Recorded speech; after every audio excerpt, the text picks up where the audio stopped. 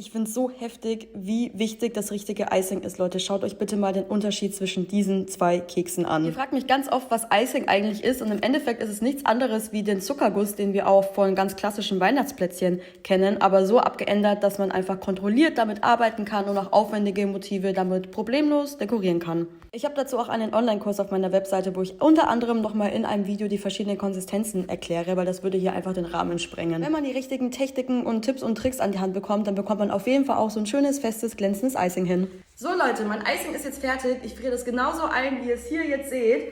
Und kommentiert wie immer gerne eure Wunschmotive in den Kommentaren. Der musste einfach sein, Leute. Das muss ich zu jedem Video am Ende sagen.